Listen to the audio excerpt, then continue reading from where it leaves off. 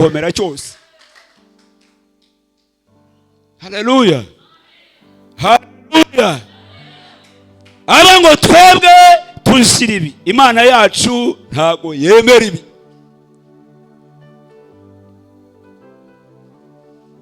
Ko barabagiye bahindura amazina yabo, baragiye babigisha indimi z'abakarutayi, ariko impamvu byose bitagiye bibahindura n'iki? Nuko bari barubatswe n'iri jambo. Usanga n'abasore bagize bate bubakitse. Turashaka abantu bagomba kuba bari inyuma yacu, bagomba kudusimbura kuko turimo turakura, ariko abantu bagomba kudusimbura nabaye nabo bafite ijambo ry'Imana ryubatse kuri bo.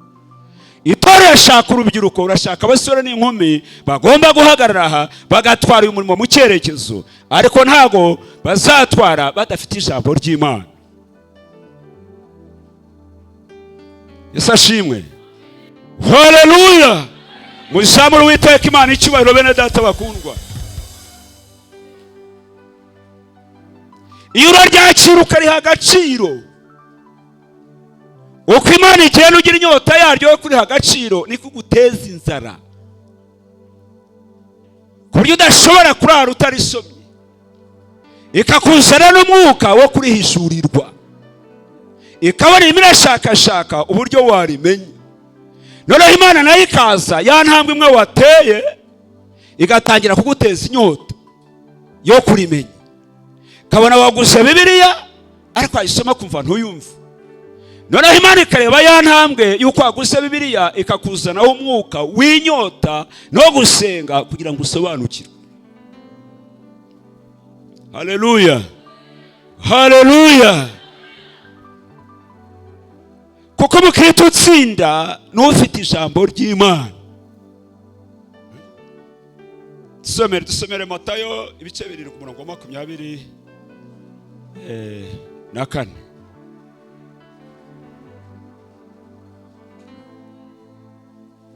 Matayo 7:24. Nuko umuntu wese wumva ayo magambo yanjye akayakomeza azaba nk'umunyabwenge wubatse inzu ye ku rutare. Imvura iragwa, imivu iratemba, umuyaga urahuha, byose byikubita kuri iyo nzu ntiyagwa, kuko yari ishinzwe ku rutare. Kandi umuntu wese wumva ayo magambo yanjye ntayakomeze azaba ari nk'umupfapfa wubatse inzu ye ku musenyi. Imvura iragwa, imivu iratemba, umuyaga urahuha, byose byikubita kuri iyo nzu iragwa, kandi kugwa kwayo kwabaye kunini. Yesu amaze kuvuga aya magambo yose, babantu batangazwa nuko kwigisha kwe. Mane kumpera umugisha. Haleluya. Iyo ni igihe kimwe Yesu ari kumwe n'abigishwa be, kuko kenshi yakunda kubacira imigani ariko afite icyo yerekezaho. Arabareba, abwa teriko rwo mu nkurikira, birakwiriye ko ijambo ryanjye murikomeza. Nagisha arabwira ngo umuntu usi imbere yanjye akumva ijambo ryanjye, icyo si kimwe. Icyo kabiri akarikomeza, dore ukwasi. Haleluya. Abakomeza abumva ijambo ry'Imana mukarikomeza. Haleluya. Nagisha arababwira ngo ameze nk'umuntu w'umunyabwenge watekereje ko agiye kubaka, yatekereza ko agiye kubaka, kandi agatekereza ko inyubako ashaka kubaka ashaka ko izagumaho. Urashaka ubusore bwawe buzagumaho bwubaha Imana? Urashaka ko icyo watangiye kizagumaho cyubaha Imana? Umva ijambo ry'Imana urikomeza. Ariko niba urimo kubaka ubusore bwawe ukaba ugira ibindi bintu urimo kubaka, nta jambo ry'Imana ririmo rikurimo, birabumvise uko ivuze? Ushi imbere yanjye akumva ijambo ryanjye akarikomeza, ameze nk'umunyabwenge wagiye kubaka inyubako ye, ategura neza ahantu ayubaka. Ntago yayijyanye ahantu mu manegeka ntabwo yayijyanye mu gishanga hepfo hariya, ahubwo yarayitoranyije aragenda yishinga hehe? Ku rutare. Haleluya, haleluya, haleluya. Yewe muntu uraha ufite umuhamagaro w'Imana, yewe muntu uraha ushaka kuzanezeza Imana ubuzima bwawe, ubaka ubuzima bwawe, ubaka ubusore bwawe, ubaka umurimo wawe mu ijambo ry'Imana. Ntabwo imiraba izigera inyeganyeza inyubako yawe. Haleluya. Urimo urategura kuzubaka urugo rwiza ejo hazaza mu myaka runaka. Urimo urategura kuzaba umuyobozi mwiza kuko uri muriga ejo hazaza. Urimo urategura kuzaba umucuruzi ukomeye ejo hawe hazaza, n'ibindi n'ibindi. Ayo ukurikije inama y'ijambo ry'Imana yatanzwe na Yesu, ibyo byose nubishyiramo ijambo ry'Imana, imiraba nta kizagutwara. Yesu aravuze ngo habaye ibintu bitatu. Bamwubatsi bubatse ari babiri, umwe yarubatse yubakira ku rutare, undi yubakira ku musenyi. Niko no mu itorero bimeze. Urabyumva? Umuntu ashobora gukizwa amezi abiri, agakizwa amezi atatu cyangwa kumwe cyangwa umwaka umwe, agahura n'ibi bintu Yesu yavugaga. Twajya kubona tukabona ya nyubako ye yasenyutse. Reba ukuntu tugukunda mu mpano y'Imana ufite yo kuririmba, ariko twakubona hano umwaka umwe, undi mwaka twajya hara mu gasenta ry'Abega tugasanga wagiye mu bindi. Byatewe n'iki? Bya bindi wakoraga ntabwo wari ubyubatse ku ijambo. Aravuga ngo wamwubatse, wubatse igihe cyarageze, imvura igira ite? Imvura iragwa. Ikindi cya kabiri cyaguye habaye iki? Imivu yaratembye. Ikindi cya gatatu, umuyaga warahushye. Ese ko harimo abantu bakuru, ibi bice bitatu bigwa ahantu hamwe? Iyi imvura iguye kenshi turuka hejuru. Munkurikirane. Iyi mivu itemba ijya muri fondasiyo y'ikintu hasi. Ntabwo imivu igitembera. Tuvuge kuri iyi nyubako, imvura imanutse yahera ku mabati hejuru, ariko imivu itembye ntabwo ajya kuri amabati, ahubwo ijya hasi muri fondasiyo. Niyo imiyaga ihuha n'amashahi bikubita mu mbavu. Yesu rero yarabitandukanyije, aravuga ngo imvura yaraguye, imivu iratemba, n'amashahi araza. Iyo udahuye n'intambara ziturutse hejuru, uhura n'iziturutse mu mpande. Iyo udahuye n'izituruka mu mpande, uhura n'iziturutse hasi, cyangwa zose zikazira rimwe. Dore umuti rero watuma guhangana n'intambara iturutse hejuru yawe, kugira ijambo ry'Imana muri wowe, ntabwo ryasenya inyubako yawe.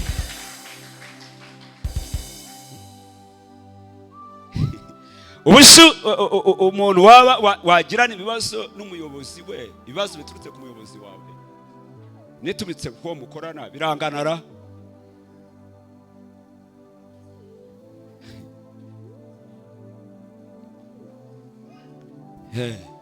Cyangwa ibibazo ushobora kugira biturutse kubo hasi yawe.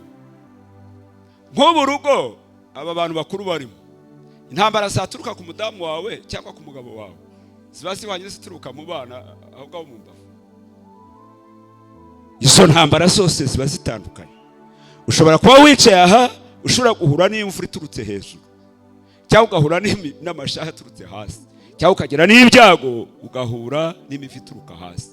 Ariko Yesu yatanze igisubizo. Haleluya! Yatanze igisubizo, aravuga ngo uze mu ijambo ryanjye akarikomeza, imvura izaturuka hejuru nta kizamutwara. Azamenya uko byitwaramo, azamenya uko asubiza umukoresha we, azamenya uko asubiza umubyeyi we, azamenya uko asubiza umukuriye uri hejuru ye. Kuko izo ntambara zose mu buzima turazibona. Kandi ikindi, imvura ntuyihamagara, aho ishakiye iragwa. ntabwo ushobora gutegura kugwa kw'imvura. Imvura igihe cyose iragwa, ariko intambara zishobora guca munsi zakurimbura hafi sana muri fondasiyo. Iyo ijambo ry'Imana riri muri wowe, umenya uko uryitwaramo, zigahosha ugasozanya ubuhamya bwawe, intambara zose zirarongera. Haleluya! Niyo mpamvu Imana yabwiraga Mose, Imana yabwiye Yosuwa ngo iri jambo nutekereza uzabashishwa. Aho bizaturuka hose ijambo ry'Imana, kuko rifite amaso rinareba, izajya rikubwira uburyo ubitsinda. Amen. Haleluya! Iyo utakaje gutundika ijambo ry'Imana, ukaba wumva ritajya rikujyamo, utazi iryo bivuga, ufite igihombo gikomeye. Kubita imbere y'Imana ifungura amaso yawe. Niba nta nyota ugira, kumva nta nzara, utarikunze, utaryumva, bwira Imana igukuragaho ku maso, bye kuba imigani. Ahubwo nugera mu nzu y'Imana, ujye wumva ijambo ry'Imana ari irya mbere. Rizahindura ubuzima bwawe, rizahindura ubuzima bwawe, kuko rifite byose. Rifite byose, ryujuje byose. Niryo Imana yabonye akohereza mu isi ngo riyifashe. Niryo yabonye ryagenda rigahangana n'icyaha, rikagica intege, rikacyambura imbaraga zose. Umuntu wakoraga icyaha ryamwinjiramo, kigatangira kumunukira. Urumva imbaraga zaryo, nshuti yanjye? Cyaha wagikundaga. Njye nakundaga inzoga, narayinywaga pe, ariko umunsi iri jambo ry'Imana ryangezemo, naciye no ku kabari, ngenda nifashe ku mazuru. Nifashe hehe? Ku mazuru. N'ubu na bya bindi bibira byenda kwishushanya n'inzoka, nge nta nubwo sinshobora no kubifata, sinanaga. Byongeye se bikangarukamo yanzana yanyota yazagamo, bikongera bikagaruka. Nabitinye rimwe, niki cyampaye imbaraga zo gushobora kuba najye n'iri jambo. N'iri jambo abashumba banjye bararimbwiye, tujya mu gitane baritubwira, ryinjira mu mutima wanjye, mfata icyemezo, ndavuga ngo niba rifite imbaraga, ndaryakiriye, rizahindura ubuzima bwanjye, rirahindura. Bashumba baranyizera, mba umuyobozi w'urubyiruko, mba umuyobozi w'abadiyakoni, kugeza ku rwego ryagiye rikura, nanjye bantangira umurimo nyobora itorero. Babona ko naryakira, nanjye nkashobora gufasha abandi. Nshuti z'umusaraba, ndabifuriza kugira ijambo ry'Imana mu mitima yanyu. Muri bya bindi urimo kugwiza, muri bya bindi urimo gushakira umwanya, shaka umwanya w'ijambo ry'Imana, naryo rigwirire muri wowe. Kugwa kw'imvura ntabwo uzayihamagara, gutemba kw'imivu ntabwo uzaguhamagara, guhuha kw'imiyaga ntabwo uzaguhamagara, ariko ikintu kizakubashisha ukabicanamo ubuhamya. Ntibigutembane, imvura ntigusambure inyubako yawe, imivu ntisenye inyubako yawe, yamashayi ntaho inyubako yawe, nukwakira ijambo ry'Imana rikaba mu mutima wawe. Haleluya! Haleluya! Karyakira rikaba mu mutima wawe. Umukobwa araryakira rikamwuzura, rikaba muri we, agafasha abandi, agahindura ubuzima bw'abandi, akaba icyitegererezo mu itorero, tukamushyingirana ubuhamya, agahindura inyigisho ku bandi kuko yaryakiriye. Ibyateye, ibyapfuye, ibyica abandi, wakabicamo, agacamo neza. Umusore araryakira rikaba muri we, agafasha abandi basore, agafasha abandi bakobwa, akababo ari umwizerwa, akazabusohokamo neza kubera ijambo ry'Imana. Haleluya! Twebwe turababwira ubuzima bwacu twaryakiriye, n'imyaka yose twaryakiremo, n'uyu munsi niryo rikiriza ubuzima bwacu. Kandi reka mbabwire bene data bakundwa, ririhagije. Twebwe ntabwo dushobora kurishyiraho n'ibiremo ngo turitere ibindi, ryo ririhagije, nta bindi turyongeraho. ryo ririhagije, uwo rishaka ryamugezeho, nta bindi, nta ariwo wicaye imbere, niba wicaye inyuma, ryo ryo ni rizima, rifite imbaraga, rizima, rifite imbaraga. Amatwi yawe arahari, Imana yashyizeho. Nayo rero nibo ndavuga, umwuka w'Imana akagenda yaryiza aho ashaka, n'uwo ashaka ko rimwumve. Soma Abaheburayo 4:12. Iri ni ryo ryubaka umuntu bene data, akaba yubakitse. Iri ni ryo ryubaka itorero.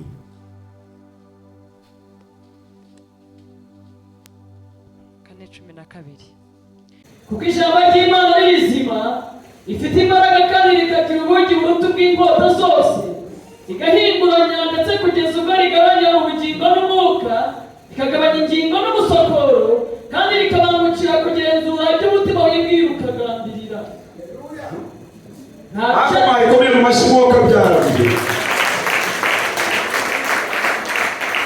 Ako nimumbwire, mwumvise ahantu ritumwa, ugira ngo se rigarukira aha hantu ngewe ndeba, ubugingo n'umushokoro si bundi ahareba, nahabona ntese, ariko kubera rifite imbaraga rikaba nirizima, ryo niho rijya, noneho rikagenda ritandukanya ubugingo n'umushokoro. Hagati aho komeza nshuti yanjye. Kuko ijambo ry'Imana ari rizima, yego, rifite imbaraga kandi rikagira ubugi buruta ubw'inkota zose, yego, rigahinguranya ndetse kugeza ubwo rigabanya ubugingo n'umwuka, rikagabanya ingingo n'umusokoro, kandi rikabangukira kugenzura ibyo umutima wibwira ukagambirira. Niryo ryonyine. Nta cyaremwe kitagaragara imbere yayo, habe, ahubwo byose bitwikuriwe nk'ibyambaye ubusa mu maso y'Iza tubaza ibyo twakoze. Komeza. Ni ukuvuga dufite umutambyi mukuru ukomeye wagiye mu ijuru, ari we Yesu umwana w'intama, dukomeze ibyo twizera tukabyatura. Imana iguhe umugisha. Haleluya. Yesu ashimwe cyane. Nashaka kubereka izi mbaraga zaryo ndetse n'ubuzima bwaryo. Amen. Haleluya. Iyo uryakiriye ukariha umwanya rikajya mu mutima wawe, rirwanya imbaraga zose zitari mu bushake bw'Imana. Ikindi cya kabiri gukoreraho, riguha imbaraga zo kurwanya none kitari mu bushake bw'Imana. Murabyumvise? Ryimuramo icyo Imana idashaka, ikindi rikicaramo rikagushoboza kurwanya nanone gishobora kuza kitazanywe n'Imana kubera za mbaraga zaryo. Ryirukanamo ikitari ngombwa, ikindi kikaguha imbaraga zo kurwana igishobora kuba cyagira gute, cyaza. Yesu ashimwe cyane. Mbifurije rero kwakira iri jambo mukaritunga, rikaba irya mbere mu buzima bwanyu, nibwo muzabashishwa kandi ikindi mugahirwa. Hano dusomeye Yeshuwa wasoje ku murongo wa 7, ariko ntabwo wageze ku wundi iriho, ngo mbereke ibyo bice bibiri ndimo gusa n'ujya ku musozo. Kuko mu buzima bw'abantu babashaka kubashishwa, ikindi cya kabiri bagashaka guhirwa. Ariko kubashishwa bya mbere ni uko ugomba kuba ufite iri jambo ry'Imana. Ikindi guhirwa kwa mbere ugomba kuba ufite iri jambo ry'Imana. Hasoze nyirimo. Icyakora ukomere ushikame. Yego. Icyakora ukomere ushikame cyane, kugira ngo witondere amategeko yose umugaragu wanjye Mose yagutegetse. Ntuzayateshuke uciye iburyo cyangwa ibumoso, kugira ngo bashishwe byose aho uzajya hose. Ibiri muri iki gitabo cy'amategeko ntukarorere kubihamisha akanwa kawe, ahubwo ujye ubitekerereza ku manywa na nijoro, kugira ngo ubone uko ukurikiza ibyanditswemo byose. Niho uzahirwa mu nzira zawe, ukabashishwa byose. Ikindi ukabashishwa byose. Komera Imana amashyi menshi. Imana imuhaye iri jambo imusubiriza ikibazo yari afite. Ibyo yumvaga atashobora, ibyo yumvaga atazageraho, irangije Imana iramuhumuriza iramubwira, reka nk'ikintu kizagushoboresha. Amen. Haleluya. haleluya, haleluya. Reka nguhe ikintu kizakushoboza, kizatuma uhirwa mu byo uzakora byose, ikindi gituma uzabashishwa mu byo ushaka kugeraho ibyo ari byo byose. Soma ijambo ry'Imana, ritekerezeho, ishyira mu bikorwa icyo rigusaba, uzahirwa mu nzira zawe, kandi ikindi gikurikiyeho uzabashishwa byose. Amen, haleluya. Abantu benshi bagiye basoza igihe cyabo, abo tubona icyitegererezo. Yesu ashimwe cyane. Ikintu cyagiye kibashoboza twigiraho, bakabyitegereza, twafata ibyitegerezo muri Bibiliya cyangwa mu gihe cyacu. Ni abantu bagerageje kwakira ijambo bagashyira mu bikorwa icyo rivuga. Babandi wifuza kuzaba nkabo, babandi wifuza kuzasoza urugendo nkabo, babandi wifuza kuzaba intwari nkabo. Sashimwe. Bashobora kuvugaho bakavuga ati uyu mugabo yari mwiza pe, iyo twumvise ubuhamya bwe iki cyagiye kibagira beza. Ntabwo ari imiryango bavagamo, ntabwo ari iki cyari cyo cyose, ahubwo ni ijambo ry'Imana bahaye umwanya barishyira muri bo, bashobora kugera aho bagera.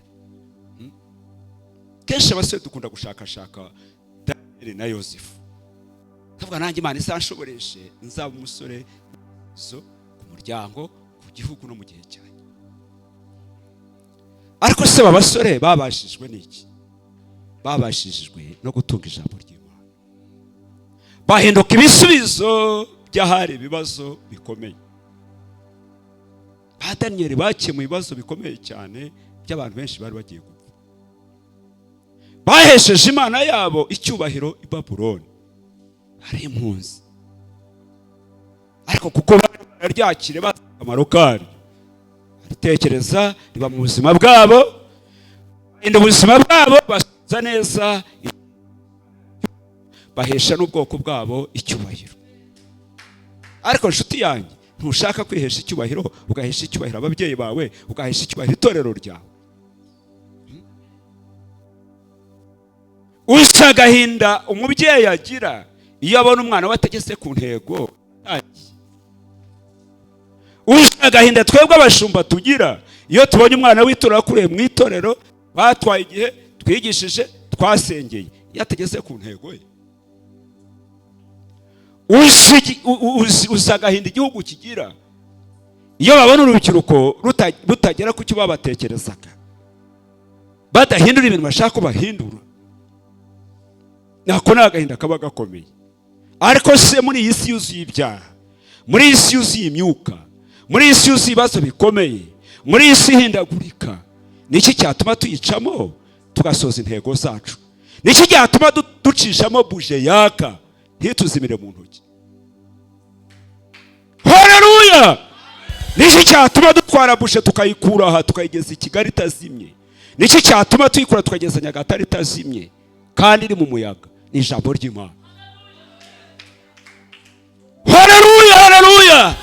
Niki cyatuma dusohoka mu busore bwacu, dusohoka mu ntego zacu, dusohoka mu busore bwacu butazimye? Nkuko umuntu ashobora gutwara buje mu muyaga, ni ugutumvira ijambo ry'Imana. Haleluya, haleluya, haleluya! Muzamure Uwiteka Imana icyubahiro, bene data bakundwa. Uyicishamo umuyaga waka, ukayicishamo ugasohoka, ukambuka ukajya ku musozi wa Imana yaguteguriye, ukambuka ukajya mu ntego zawe.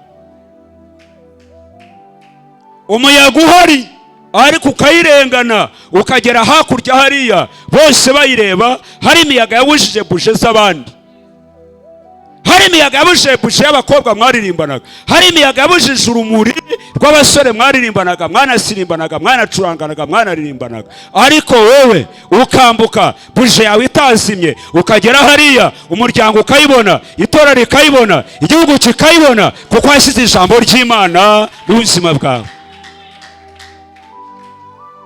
Haleluya! urumuri rw'imiryango rurimo rurazima, umwanzi araruzimya, ariko ijambo ry'Imana ryo rigomba kudushoboresha tukambuka, imiryango yacu igakomeza ifite urumuri rwayo rwubaha Imana. Haleluya, haleluya. Hanze hari abagabo barara ku gasima bategereje aba bagabo kusinya za buje zabo. Hanze hari abana benshi bategereje kuzimya za buje zanyu, mwabana b'abakobwa mu mudafite na za bira n'abahungu. Kuyicana birarushya, ariko kuyizimya ni nk'amasogonda.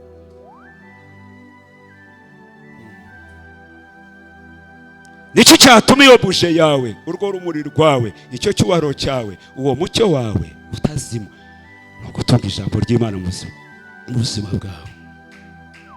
Haleluya, haleluya, haleluya, haleluya. Hari abantu bakeya tuvugana bagomba gufata ijambo ry'Imana. Mwanditsi w'Abaheburayo yaravuze ngo reka ijambo rya Kristo rigwirire muri mwe rifite ubwenge bwose, kuko ryo ryuzuye ubwenge. N'ishakura yose yakuzaho ufite ijambo ry'Imana, bwa bwenge bw'ijambo ry'Imana burayimurika ukayibona nk'iyambaye ubusa,